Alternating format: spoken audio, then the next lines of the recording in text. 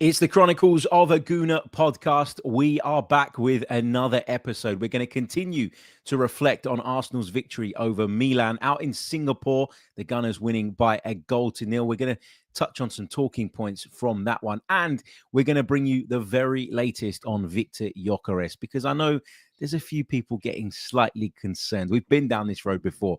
There's no need for it, but we'll hopefully give you a little bit of reassurance. And I'm joined by a fantastic guest. All of that and loads more to come on this episode of the pod. I'm delighted to say that I'm joined by Adam from the Arsenal Therapy podcast. Adam, welcome to the show for the first time, mate. Great to talk to you again. We spoke on your podcast just a few days ago. Thoroughly enjoyed it. So really pleased to have you here. How are you? I'm good. Big thanks for having me on. As I said before we started recording, I've been listening to this pod for years. So it's a big honor to be on here. It's my pleasure, mate. It's my pleasure. And it's really great to talk Arsenal with like-minded people. I really do enjoy it. I enjoyed debates too and discussions, and we did have a couple of sort of disagreements, didn't we, on the podcast that we did together, which is all good. But I love the conversation, and I'm delighted to have you here with us today. Look, we've got a fair bit to unpack. We're going to continue, as I said there at the top, to reflect on what happened out in Singapore yesterday, where the Gunners were in action in their preseason tour for the first time. 1-0 victory over Milan. We did go on to lose on penalties because for some reason we have these silly mandatory penalty shootouts at the end of these games. But hey, it is what it is. I want to focus on some individuals rather than the game on the whole. We did talk about the game at length on the episode that we put out yesterday evening. So if you haven't caught up with that and you're interested, go back and check it out. But before we get into yesterday's goings on, Adam, let's talk Viktor Gyökeres. Before I bring people up to speed with exactly where we're at on that, what's your take on the signing? How excited or unexcited, depending on how you feel about it, are you? And what have you made of the response to it? It's been a weird response, to be honest. I think there's been kind of two sides to this signing. You've got the tactical over-analysis of every fine detail of Gyökeres' weaknesses being analysed to the nth degree. And then you've got the Gyökeres will score 50 goals. So it's kind of, I sit very much in the middle. I've looked at a lot of his weaknesses, and I also look at his strengths. This is a guy that's got so many qualities that you just can't ignore. The way he strikes a ball, his running power, his pace, all of these things are things that Arsenal have lacked for a while. But ultimately, I think this is a signing that addresses things that we haven't had in the team for a while. This is a player that's razor focused. He just wants to score goals. He will step over his dead granny to score. He's that kind of player. It's something that I think we've lacked since Aubameyang left the club. They're very different players, but they're two players who just want to put the ball in the back of the net. And honestly, I'm excited for this one because I think it does address issues that we've got. It will allow us to play more directly. And it should kind of put an end to some of the steel football that we saw last season, because in truth, we didn't have runners. We weren't dynamic. And at times it was just so frustrating to watch horseshoe football. Yeah, I don't disagree with any of that, to be honest with you. I think he is someone that is going to come in and address some needs that we quite clearly have as a team. He was always my first choice this summer, based on the players that we were credibly linked with. Alexander Isak would have been my number one, but obviously that isn't possible or wasn't possible for us at that point. Don't know if he's going to stay at Newcastle, though. He's not gone on their pre-season tour. I know they're claiming that he's got some kind of thigh problem, but I don't know. That all sounds a little bit fishy to me. But on Gyökeres, yeah, look, he was the one that I thought it was right to go for. I remember having a debate, a few months before the season ended about whether he or Sesko were the right option. And I've sort of been very consistent that Gyökeres is the one. I just hope he comes in and shows that to everybody and can hit the ground running, because I think when you're the number 9 that Arsenal have been talking about, Arsenal fans have been talking about for such a long time, there is a pressure that comes with that. And regardless of what you think of Viktor Gyökeres, it's undeniable that he wouldn't have had this level of pressure in his career to date. Now, I've talked about the journey he's been on, and I quite like the fact that we've got someone who's had to do it the hard way and it's probably toughened him up doing it that way. And I think mentally he's probably in a really good place. And I think in terms of that desire and determination to succeed, I think you're going to see loads of that. But I understand why there are people that are maybe a little bit apprehensive about, saying he's going to score 25, 30 league goals. I think I would kind of hold fire on that for now. And let's just say that we've got another piece to our attack that is hopefully going to make us, on the whole, a much better team. Now, yesterday, the day was dominated by the preseason match, right? When Arsenal haven't been in action for a long time, there is that clamour around any fixture, regardless of who the fixture's against and what's at stake. In this case, nothing, obviously. And there's an excitement about seeing new players and trying to figure out whether Mikel Arteta is going to make some tweaks, adjustments, etc., etc. And it felt like the Viktor Gyökeres chat just was pushed to one side for the day. But as the day went on and as we got into the evening and the sort of talk around the match died down a little bit, I started to see online a fair few people asking the question of what's going on with Viktor Gyökeres? Why haven't we heard anything today? And to the point where I had, I think, 3 or 4 people contact me on X and ask me the question of what's going on? Why hasn't he come over yet? Why hasn't he done his medical? There were reports the other day that he was going over to Singapore. I don't know if that's right. I don't know if his plan is to come to London first. I have no idea. But Fabrizio Romano at about 11:30 p.m. last night put this out.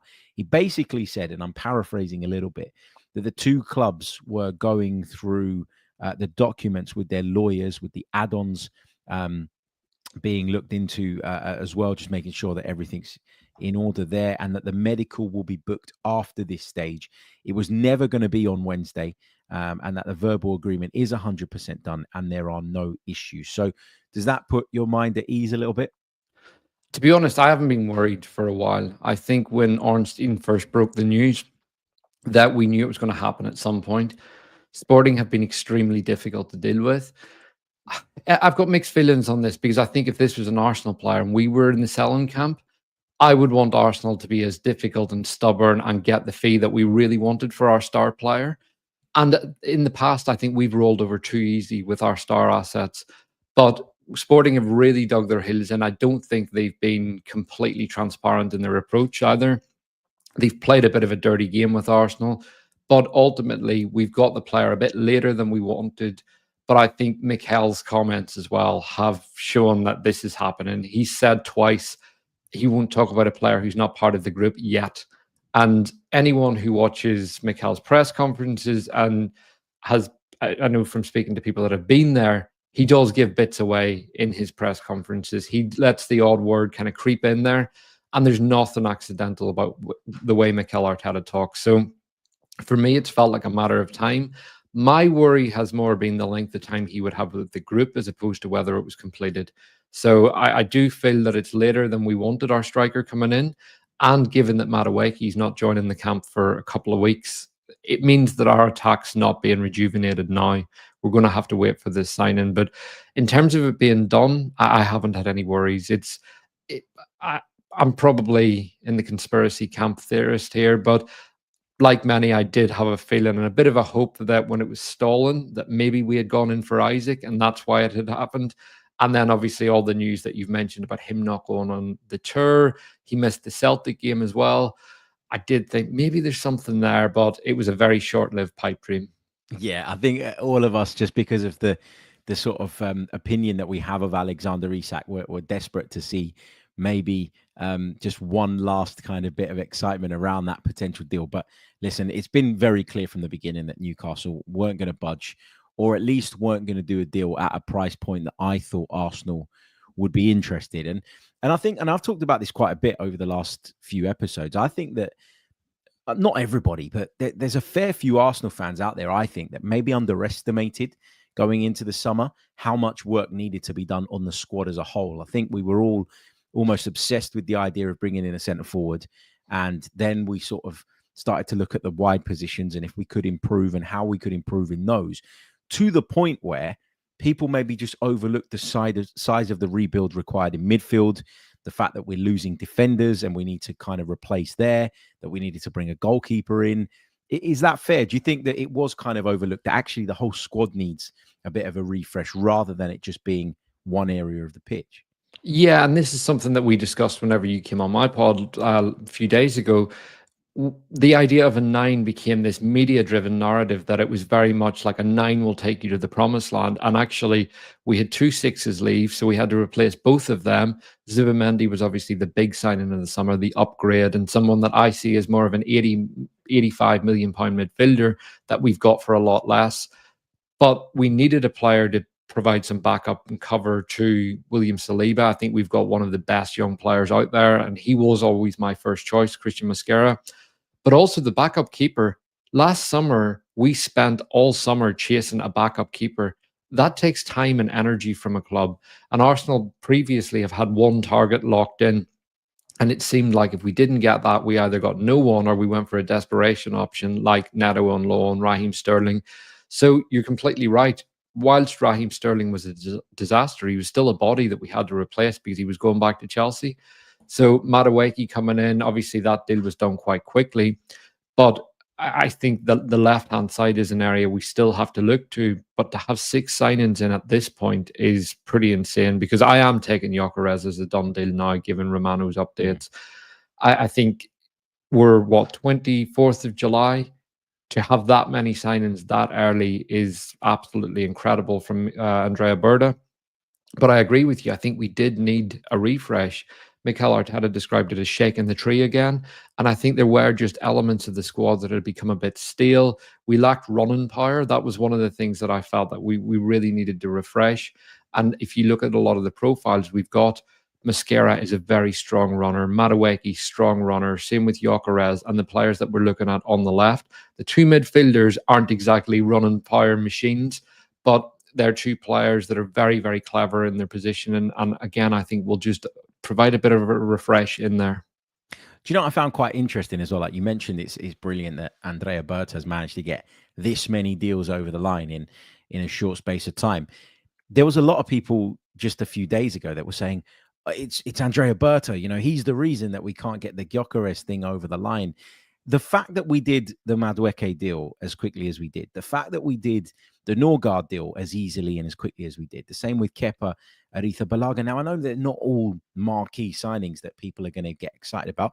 I myself wasn't particularly excited by those signings, but the fact that he was able to execute on those very, very quickly, and I know the circumstances are different, it shows that the problem wasn't Andrea Berta. The problem was on the other side. The problem was who we were dealing with. And I've said it before, I'll say it again. I hope we never have to deal with Sporting ever again, because they've been really, really difficult. Really, really difficult. Adam, let's turn our attention back to kind of yesterday's game a little bit. We've sort of hopefully put some people's minds at rest about Viktor Gyökeres. I think we're probably going to hear of a medical, if not today, then definitely tomorrow, in my personal opinion. But on yesterday's game, I don't want to go through the kind of the pattern of the game and the overall kind of way it panned out, because I don't think you should waste your time on that, particularly in the first preseason friendly. It is about fitness. It is about getting people up to speed. It is about getting people to kind of gel. Let's work our way through some of the new players and some of the players that we were particularly focused on. Let's start with Christian Norgard. We had a bit of a discussion on your pod about what Norgard would bring to the table. I said it then, and I've said it previously, that for me, when I first heard of the Christian Norgard signing, I was a little bit like, not sure about this. And there was that debate, who's he replacing? Is he replacing Jorginho, or is he replacing Partey? And, that debate kind of spiraled, and we all had our opinions and thoughts on that. Now you've seen him in an Arsenal shirt on the pitch. What was your kind of first impressions of Christian Norgard, the Arsenal player? Kind of what I expected. I'm not going to get carried away and say I was blown away by him. I saw a lot of people really praising him at halftime. And I'll be honest, I was a bit surprised by that. I like Norgard as a signing. I think he's a very good player, a shrewd piece of business, and someone that shores up that midfield. I think he'll be able to offer more minutes than Jorginho did. He's got more legs than him. He's more aggressive, and he just adds something different to our team. But I thought he was exactly what I expected him to be, which was solid, positionally aware, strong in the tackle. He made one really, really aggressive challenge right before half-time. And his passing was good. There was nothing in it that was overly stylish or exceptional, but it was exactly what I wanted to see. And that reassured me because I thought he looks like he's part of the group already. Whenever I was watching the game, he didn't massively stand out. And in that sixth position, sometimes that's a real positive because players can stand out by being exceptional, but they can also stand out by looking completely out of pace with the rest of their players. Because we do have to remember it's a big step up for him and a different way of playing. At Brentford, they played super efficient football where Norgard would get the ball and go long quite often to Symeou or to Vissa. At Arsenal, he's going to be part of a build-up process and working it through the thirds and getting that ball in different positions and having to take it on the half turn in a way that he probably didn't have to do much at Brentford. But ultimately, I thought this is what we've bought him for. Really solid player, nothing spectacular, and he gives us what we need in that area. But again, I'm not going to get carried away by it. I think it was a solid performance. There were some untidy moments that I wasn't entirely convinced about, but I could say that for every player on the pitch, with maybe the exception of one or two. But yeah, I thought he looked at home next to Declan Rice, and that's the biggest compliment I can give him. Yeah, I sat and watched the game back again after sort of doing the post-match podcast. And don't ask me why I sat and watched a preseason friendly back for a second time. I do it in the league games and do it in the Champions League, but to do it in a preseason game, I would question myself, I got to say. But one of the things I noticed about Norgard that maybe I did touch on this on the podcast yesterday, but it probably became more apparent to me when I watched it back the second time, was that even though he was tasked with sitting at the base and being the six, he did feel quite comfortable, I felt, in roaming, going out to that right-hand side. And I saw a slightly different pattern of play to what we're used to. When it was Thomas Partey, you'd see him sort of step forward, get involved in slightly more advanced areas. But that was always with kind of Odegaard then going out to the flank to support Bukayo Saka. Obviously, the fullback would be up and down as well. But I felt like with Norgard, he was kind of pulling slightly more right than Thomas Partey would. And that was because it was Ethan Nwaneri playing as the 8, not Martin Odegaard, who rather than trying to get close to Bukayo Saka, I felt wanted to get into more central areas where he can do damage, because we know he's got a brilliant left foot. We saw him spin away from people on a couple of occasions yesterday. Was that a slight adjustment that you felt was there as well, or am I just making it up in my head? No, I completely agree with you. And there was an instance where he put a cross in from that position. It hit the first man. It wasn't the best cross, but it was him freely moving into that space and picking the ball up and getting his head up to put it into a danger area. With Ethan, I think we saw how much he looked like a true 10, as opposed to Martin Odegaard is playing more as an 8, almost that kind of Modric style where he comes deep, gets the ball, then he wants to go wide, and he roams more around that right-hand side of the pitch. It was really refreshing to see Ethan Nwaneri just want to take it in between the centre-backs, get it, and that touch that he had where he just spun his man and smashed it, that was up there with the best shots you'll see. The smoothness of the action and the power on the shot, the kid is so special, and he looked springy and strong from the off. We saw him beat his man very early on down the right-hand side.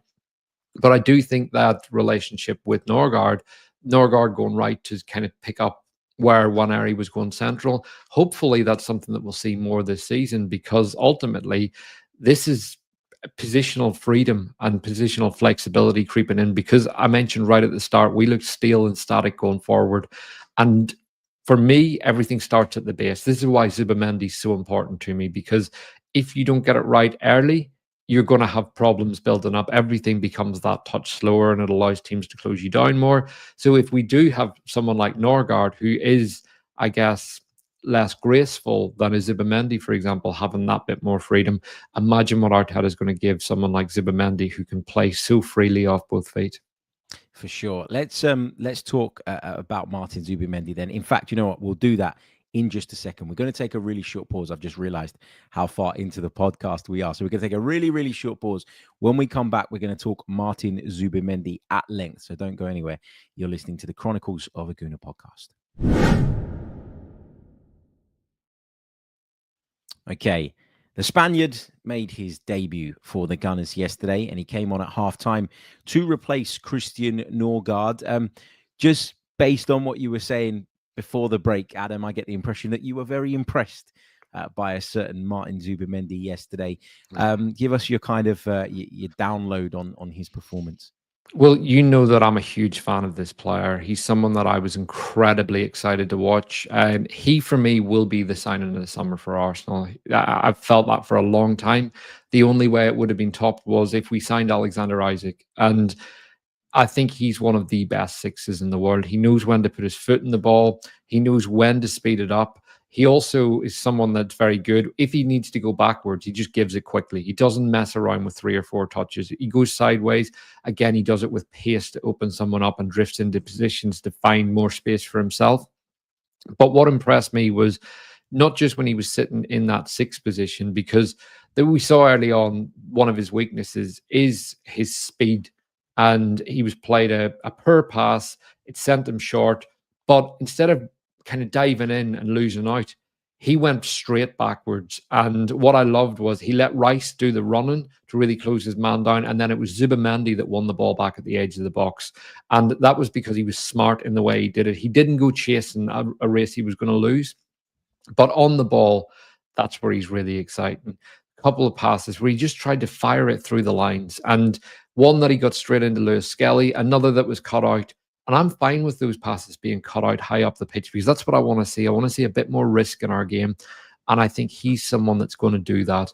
I also think that with Zubimendi, he's someone that we need to be a bit more comfortable seeing him advancing into that Gundogan position.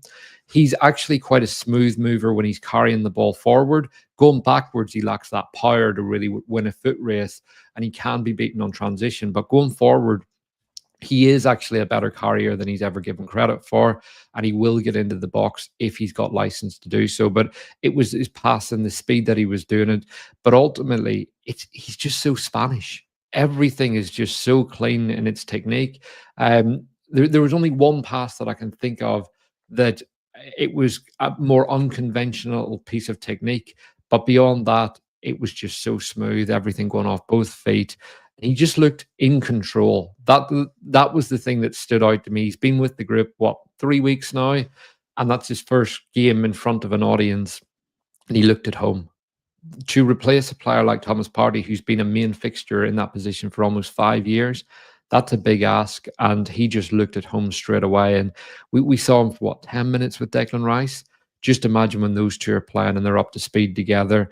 And we get Odegaard maybe finding out what he's going to become as well. I see a really exciting midfield trio there. And you've already mentioned Ethan. Ethan Waneri wants that ball in between the lines. He's one of the best receivers in that area. Zubimendi will fire those passes into him much more quickly. And if he gets the ball quicker, he can get that ball out of his feet faster. Defenders aren't as set, and it will allow us more space to play with in the final third. Yeah, I think for me, like, when I've expressed concerns, and I don't want to dwell on the negatives, right? That's not what I'm trying to do here. But when I've expressed concern about Zubimendi in the past, it was never anything to do with what he's capable of with the ball at his feet. It's nothing to do with that, right?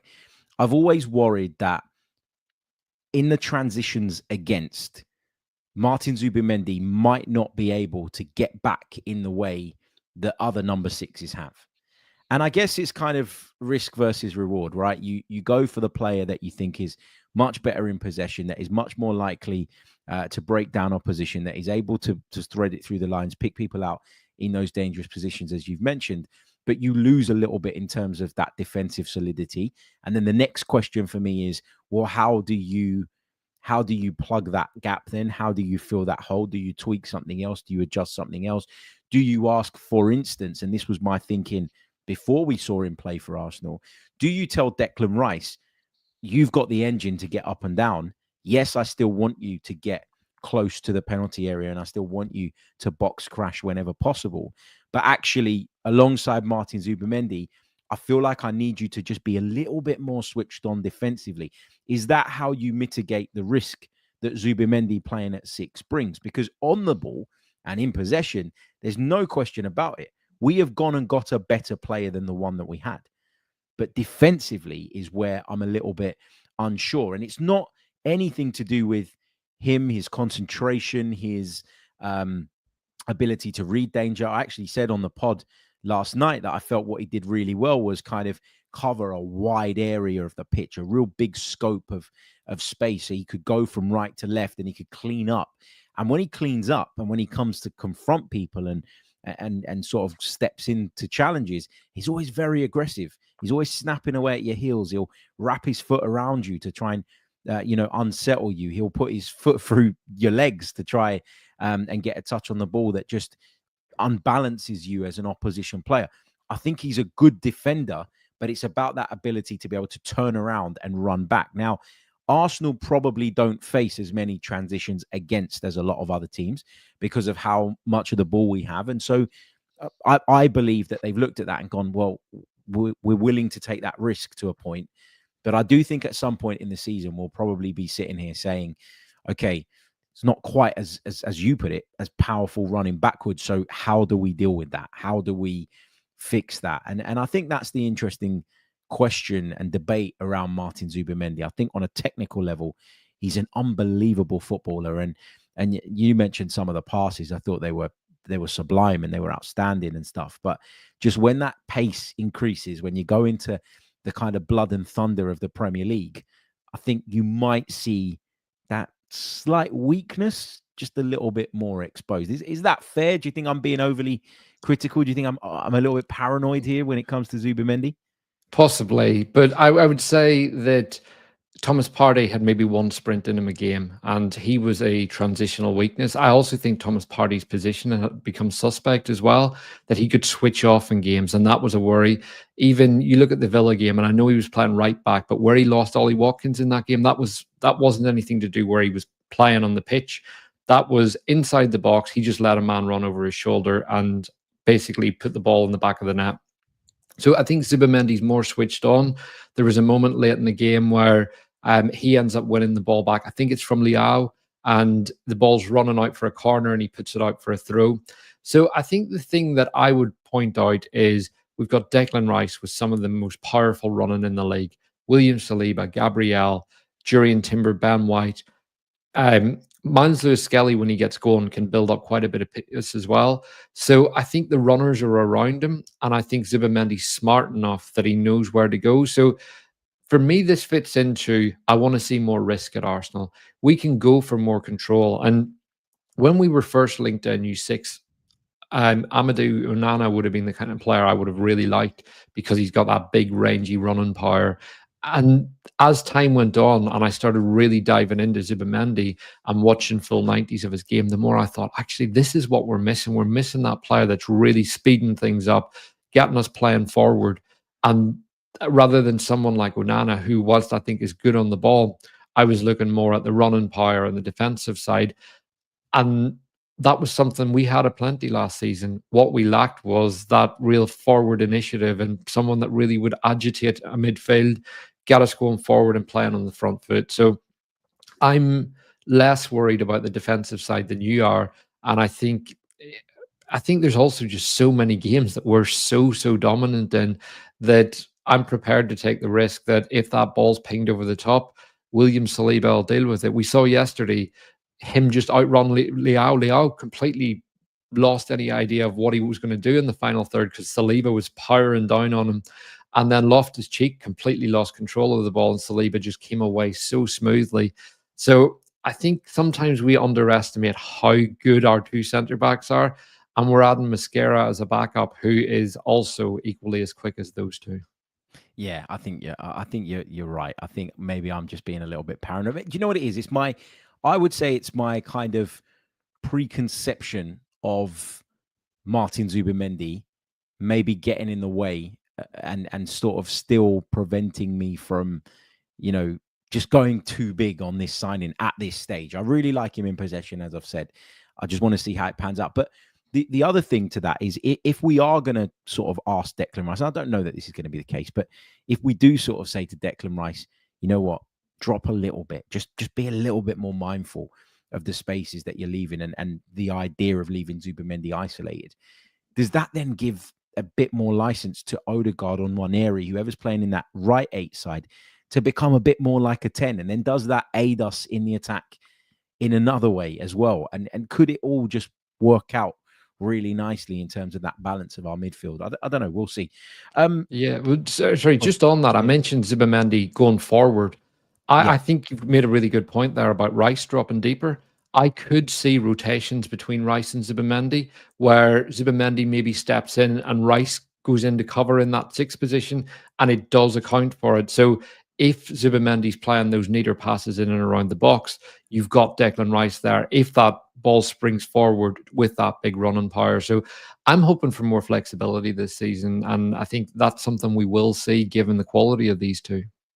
fingers crossed it all works out. I'm sure it will. I'm sure it will. I'm excited. I am. Let's see how those guys fare and how they get on. Just a quick reminder, guys, if you haven't done so already and you're watching us live at the moment, because there's around about 700 of you watching us live on YouTube right now, please do leave a like on the video and make sure that you are subscribed to the channel. That really, really does help. Make sure you're subscribed to Adam's channel as well. The link is in the description of this video. So drop yourselves down there, go and have a look, give it a subscribe as well. And I'll give Adam an opportunity when we wrap up to give you a real full-on plug of the Arsenal Therapy podcast, which is fantastic. And I want you guys to go over and check it out. So, yep, like, subscribe if you're listening on Apple or Spotify. Leave us a review. All of that stuff really, really does help as well. Okay, shall we talk Kepa Arrizabalaga? I don't want to spend too long on Kepa because in terms of the game itself, he barely had anything to do, really. But did he show people why he's regarded by some as a bit of a spot kick specialist yesterday? Yeah, I mean, 3 penalty saves, the way he handled himself during the shootout, the way he encouraged his teammates, kind of putting that fear into the opposition as well, that level of doubt. It was all there. It's hard though, because I don't know about you, but I had virtually no interest in the shootout because, as you said, we won the game. Clearly the players were exhausted. It's the first game. The heat was evident. You could see it, the sweat coming off the players, the water breaks and everything were happening. By the time it came to the shootout, it's hard to know with that. But it was Can nice I to see just say him. on the shootout, right? I did a watch along of the game. Don't normally do those, right? And I tip my hat to people that do these like 2-3 hour streams because I was knackered by the end of it and I just wanted it to finish. Not that I wasn't grateful for the support and all the wonderful people that were alongside us, because we had about 8,500 live at one stage across the two platforms, and we got up to, I think, 63,500 views on YouTube, which was just mind blowing, right? So thank you to everybody for that. But by the shootout, when you said you weren't that interested, mate, I was knackered. I didn't want to watch it. I wanted it to finish. There was a part of me that didn't care if we missed the penalty just for it to bloody end. So I completely agree with you. Sorry to interrupt you, but I completely agree with you that the shootout, it didn't really mean much, did it? Yeah, I mean, it was nice to see Max Dowman score, and it was, for me, it gave Kepa something to do, if nothing else. And any of the players that wouldn't hit penalties for us normally. So for me, it was just one of those where it's the end of the preseason game. It's a strange thing that's come in recent years of let's have a penalty shootout after a team's already won a game. But I guess it gives teams an opportunity to practice penalties in front of a crowd. And as you said, it gave Kepa something to do because he really had nothing to do in that second half. Although I don't know about you, but I thought his distribution was pretty good. I think he did have one save to make. It came through the center of the goal and he took it into his hands again. I think it was from Liao, who was their main threat. I was happy with Kepa. He's a signing that my only worry about Kepa is how happy he's going to be being a number 2. But in terms of his quality, I think he ticks a lot of boxes, low fee, decent wages, brings experience as well. Yeah, he does indeed. He does indeed. I do want to talk to you a little bit about Martin Odegaard. There was one particular viewer in the live chat, I think his name was JB, who took issue clearly with what I've put in the title of this episode on YouTube, where I've put the uncomfortable Odegaard discussion. He obviously took issue with that, says I'm not supporting the guy and I've got this issue and that issue. I don't have any issues with Martin Odegaard, right? I've been one of his biggest advocates over the years, and I'm pretty sure. In fact, I definitely remember earlier on in his Arsenal career, after he'd had that initial loan spell, arguing with a bunch of people in the live chat who told me that we should sign Emi Buendia instead. And I was adamant that Martin Odegaard was the one, was the answer, was the player that we should push the boat out to sign. And even if Real Madrid were trying to push us a little bit too hard in terms of their demands, I felt that we should do it. I felt it was worthwhile. I think generally since then he's proven that theory and that opinion to be right.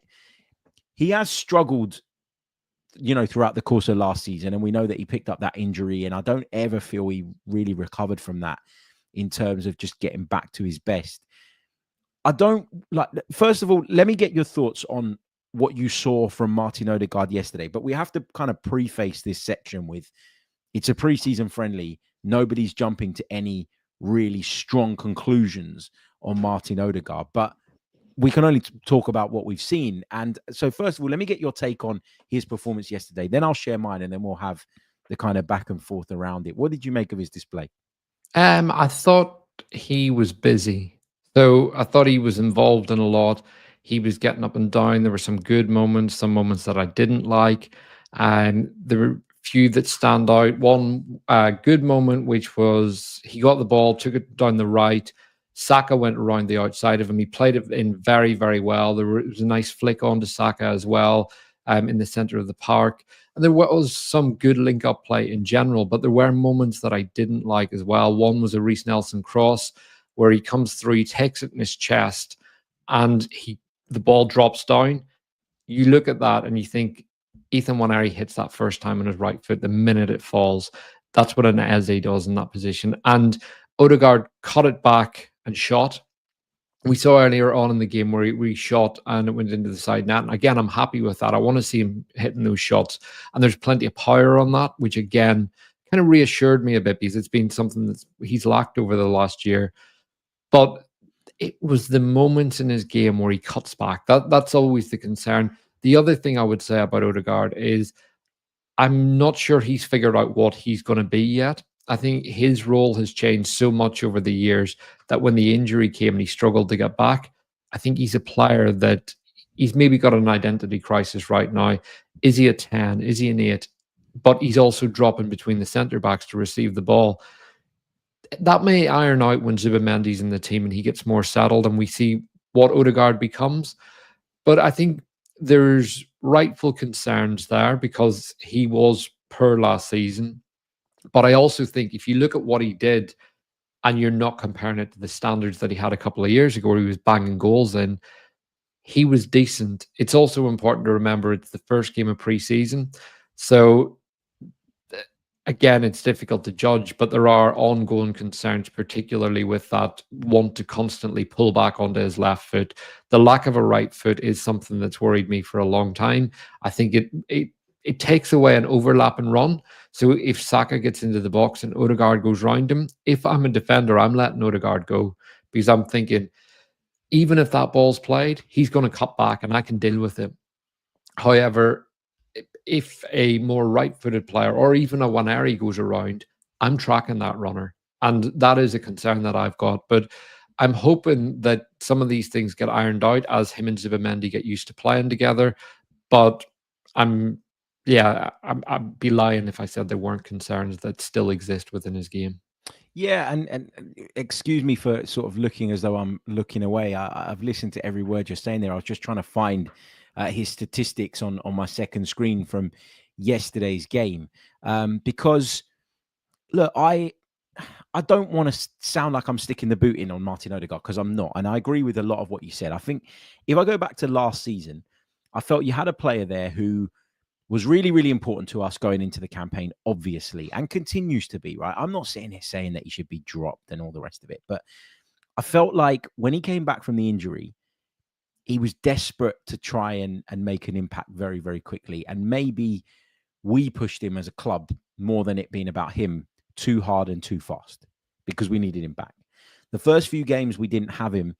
I remember Tottenham away being one of them. We delivered some really good, strong tactical performances with this kind of combination of Havertz and Trossard playing as false nines together. Do you remember that? We went for a period where we coped with it. But towards the back end of his absence, we really felt it and we really needed to get him back in the team. So in he comes, and then you've got this kind of half-fit Martin Odegaard who's trying desperately to have the impact, to make up for lost time. And I just felt that as the season went on and his confidence was, I think, declining because the performances weren't quite at the same level. People were discussing it. People were talking about it. There were some people at that time calling for Ethan Nwaneri to be given an opportunity ahead of Martin Odegaard, let alone, when Odegaard was out. This conversation, it continued, it rumbled on. I think what we saw from Martin Odegaard last season was a player who was at times overthinking. And you've mentioned it, where he doesn't take the shot on. He wants to cut it back. He wants to take that extra touch. I think he was trying to overcompensate at times, trying to play really difficult blockbuster passes at times where what we needed from him was just to keep the move going and flowing. And I think we saw a bit of that. I think we saw hesitation at times. And I think we saw a lack of belief in his own ability. And, for a player of that quality, when you see that, it's alarming. It can make you nervous. It frustrates you. Now, what I expected to see from Martin Odegaard yesterday, and I touched on this on yesterday's pod, was something of a kind of hitting of the reset button. New season, go again, wipe the slate clean, draw a line underneath what happened last year, and let's get back to being the Martin Odegaard that everybody kind of fell in love with and who has worked his way up to being the Arsenal captain. So I wanted to see him be a little bit more decisive. I wanted to see him be bolder, be braver in some of his decision-making, given that he was playing in a preseason friendly that doesn't mean anything.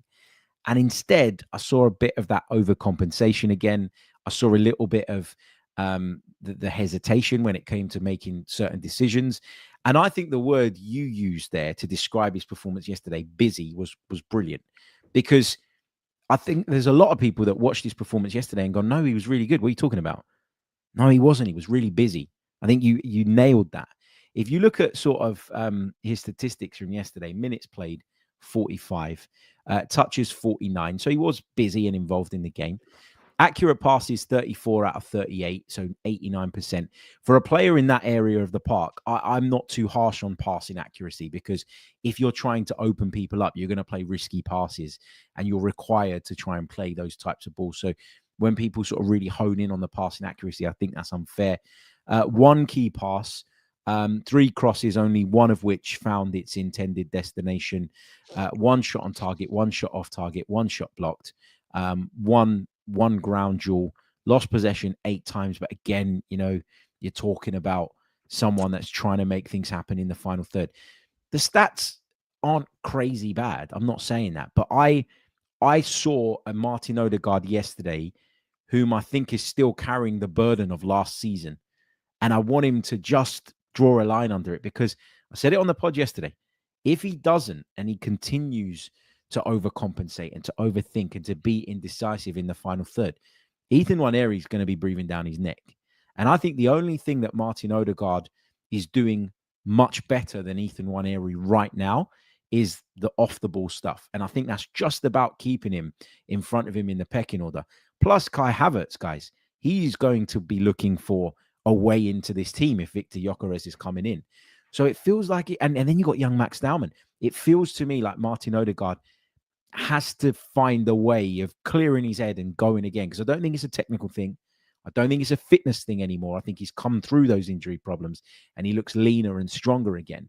But I think there's maybe something up there that's weighing him a little bit heavy at the moment. Is that fair in your view?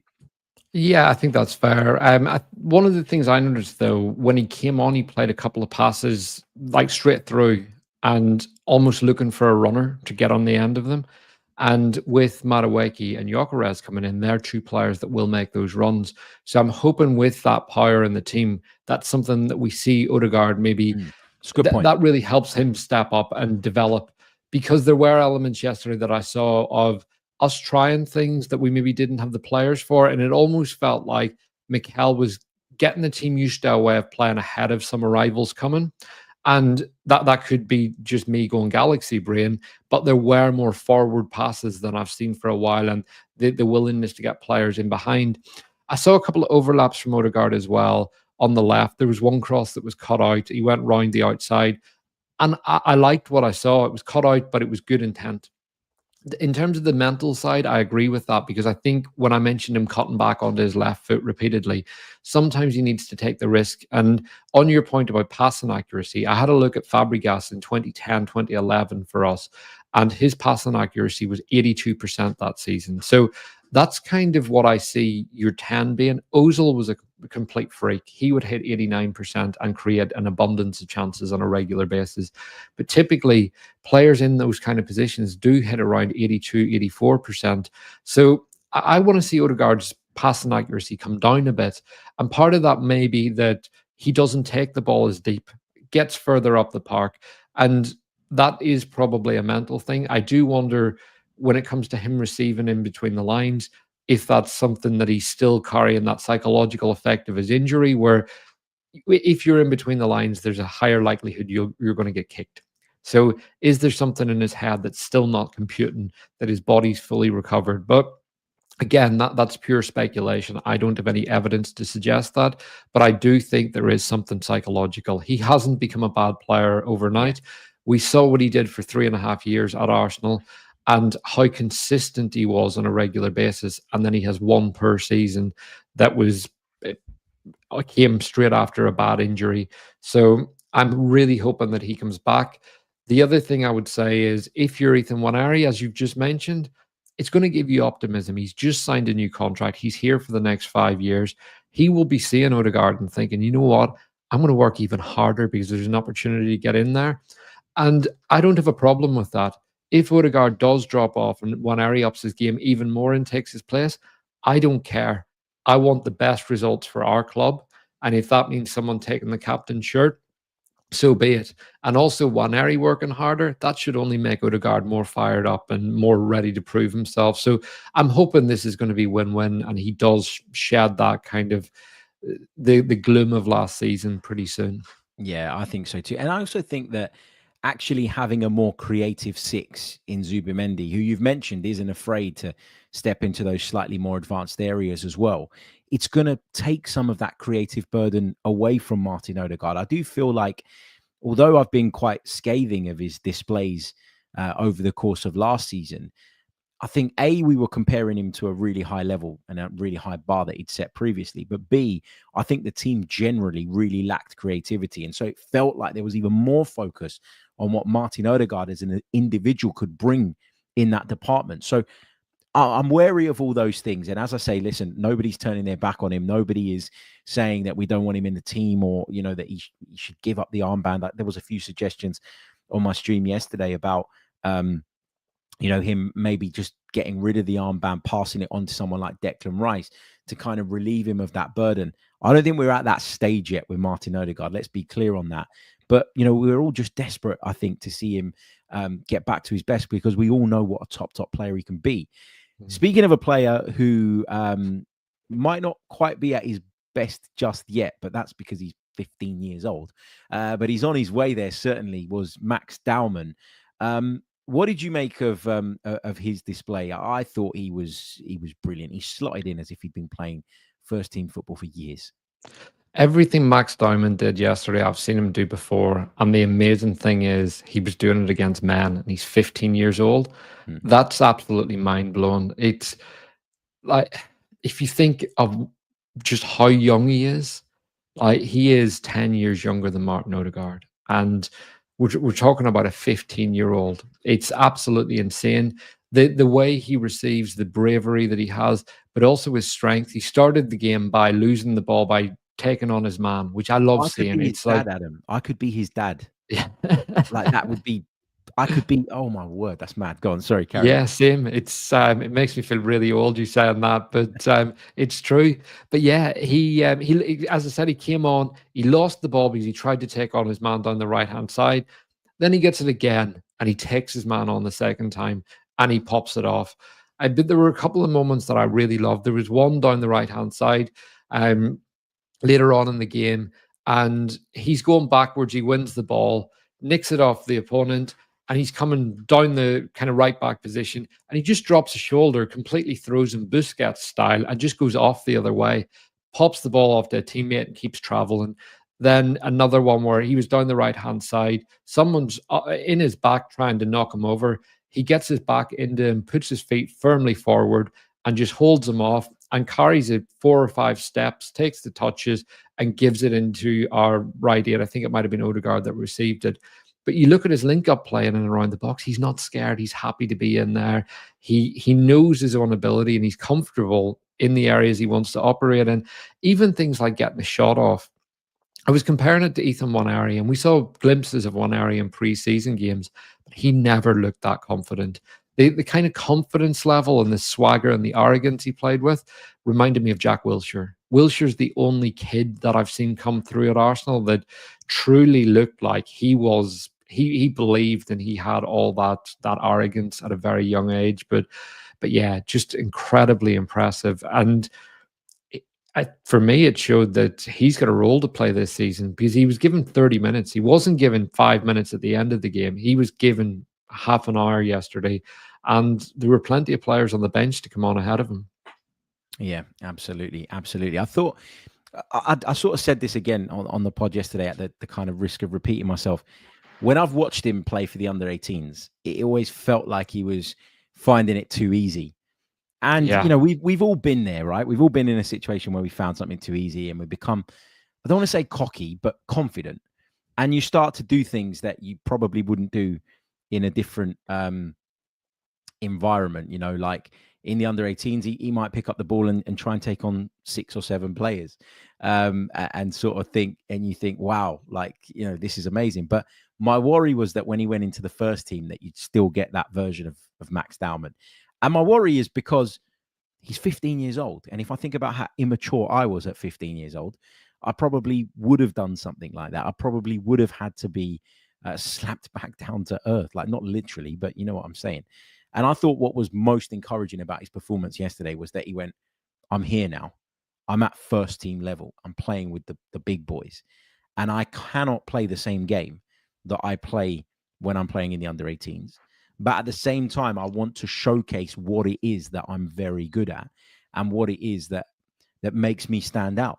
So I thought he got the balance perfect between being the Max Dowman that dominates, controls, that takes people on, but also kind of knowing his role and knowing his place in a different environment. And I think he would have got a lot of respect from his manager and from his teammates for having that presence of mind at such a young age to just go, nope, I've got to slightly change my game. And I really like that. But not shirking away or hiding the things that he is very, very good at. So, yeah, really good stuff from Max Dowman.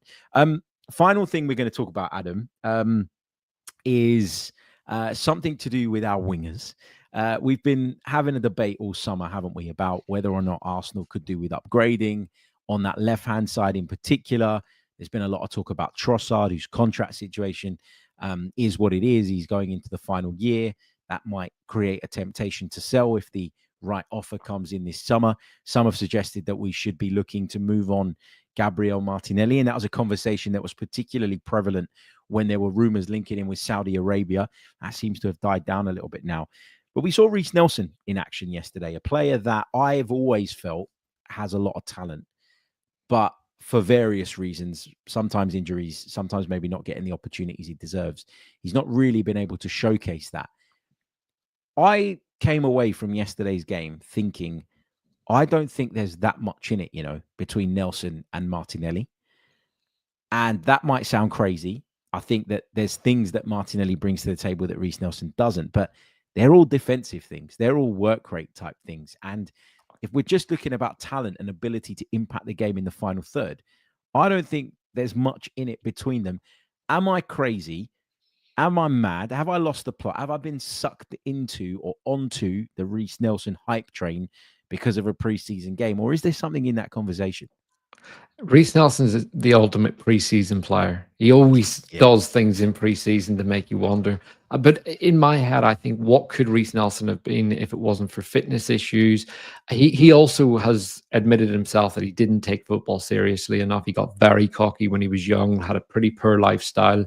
Then that probably part led to the injuries. But when he's firing, he looks exceptional. He had some really good games for Fulham last year. The more I watch Martinelli, though, the more I wonder, is he the right player for Arsenal? And are Arsenal the right team for him? I know he loves being here, but Martinelli's a player that's very direct and wants to, in terms of playing against the low block, he doesn't have the head up. He doesn't have the kind of intricacies that some other players have, or the kind of brain power that Saka has to solve problems. Martinelli is that bit more one-dimensional.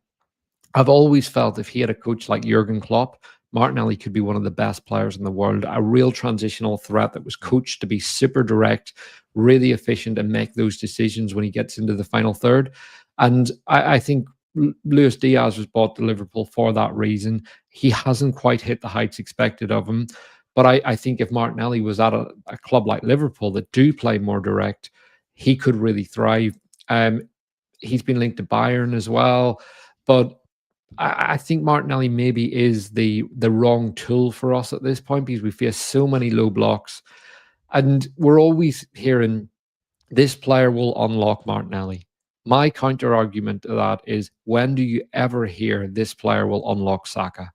And I know Bukayo Saka is our best player, but I think Martinelli is given luxuries and afforded discretions that other players aren't at times. And part of that is because he's come from through at a very young age at Arsenal. He's grown up here.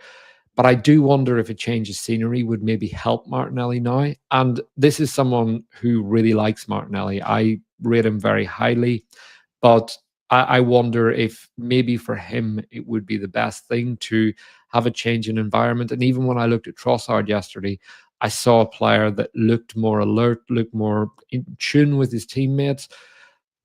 Martinelli wasn't all bad yesterday, but there are still just so many frustrating moments. And a big example of that was right on halftime when Kai Havertz is giving him that decoy run, and Havertz actually gets into a great position on his left foot, and Martinelli cuts into traffic. We see it so often where instead of just getting his head up and looking what he's going to do, he cuts into traffic. And he's a player with so many talents, but just so many frustrations to his game. And the point with Nelson, I think he's a player who's done at Arsenal purely because he can't stay fit. And I think had he have stayed fit at Fulham last year, like he did both his hamstrings, he would have got a permanent move there. They clearly rate him enough to want him back. But I in terms of the talent levels, I really don't know, because Reiss Nelson's natural ability is up there with the best I've seen. When he broke through at Arsenal, he was 17 and we were all so excited. But he hasn't quite kicked on to the level I expected. But then there's the shot he hit late in the game. The way he was able to get that separation with such a short pullback, that's something I'm not seeing from Martinelli at the minute. And ultimately, I don't think either of them are the answer. I think it's a position that we do need to upgrade on. And I don't know about you, but I left that game thinking maybe Rafael Leao was a better fit than I thought he was. You think Rafael Leao's a better fit than you thought he was? I don't rate Rafael Leao. I just don't. I think if we just had that conversation about Gabriel Martinelli and the things he does that frustrate me, Rafael Leao for me does all of the same things. I don't know that. Look, and I watch a lot of Serie A, and I've always maintained that I think Rafael Leao is one of those players that looks better when you watch the highlights than when you watch him in full. I don't know. I'm not sold on him. I think he's big, he's strong, he's powerful, and he's a handful.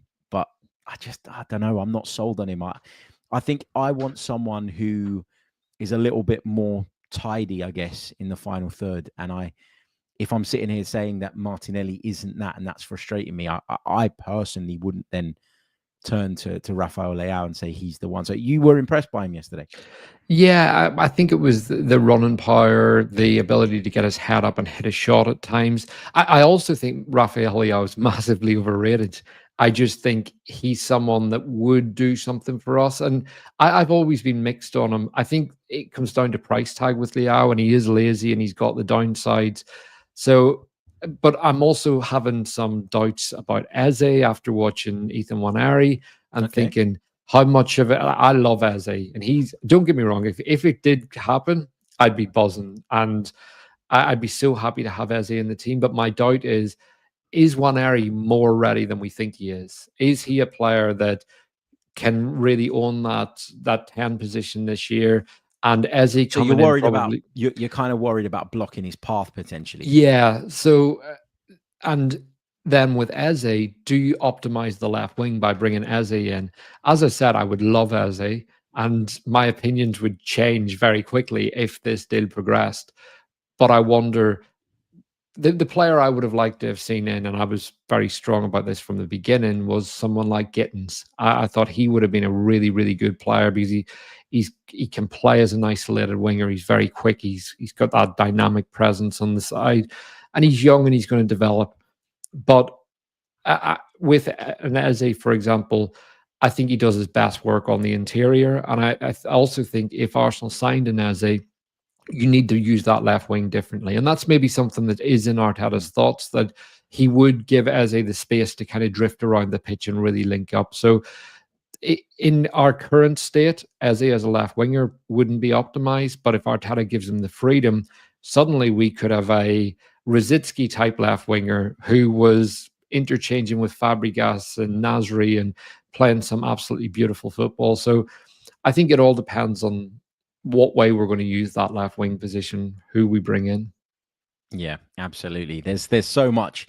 We could sit here talking for hours and hours and hours about all the different elements of this team and the different aspects of it. But we have run out of time. So Adam, thank you so much for joining me, mate. I really, really appreciate you coming on.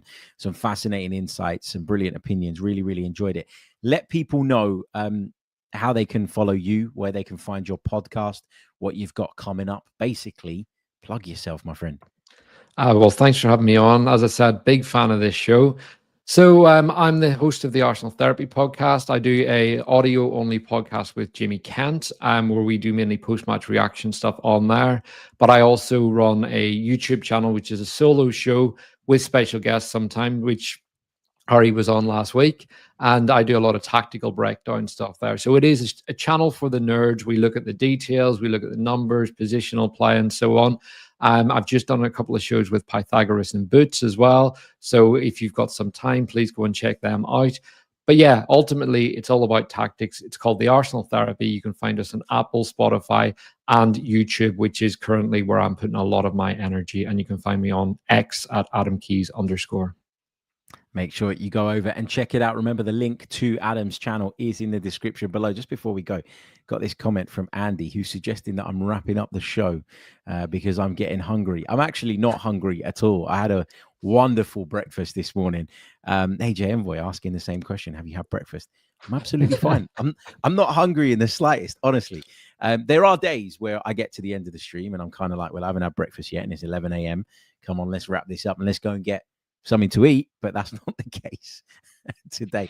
And I don't think I've ever said that was the case either. So I don't know where that narrative is coming from. But anyway, if you are with us on YouTube, don't forget to leave a like on the video and subscribe to the channel if you haven't done so already. That really, really does help. Check us out on Patreon as well. The link is in the description below, and we've got a new piece of Patreon content coming to you guys over the course of the next couple of days, just working on a bit in the background now. So go over and check it out. And there's plenty to keep you occupied for the time being. We've got scouting videos on Gyökeres, Zubimendi, Norgard, Eze, Madueke, Mosquera. Some of those players are in through the door already. Some of them are not. But go over and check out some kind of early impressions that we've had on those players. And you'd be supporting the podcast and become a sort of member of our Patreon community as well. So thank you for all your support. If you're listening on Apple, leave us a review. If you're listening on Spotify, leave us a review. And we will be back very, very soon with more Arsenal-related content. My thanks again to Adam, and I'll see you all on the next one. Until then, take care of yourselves and have a wonderful day. Goodbye.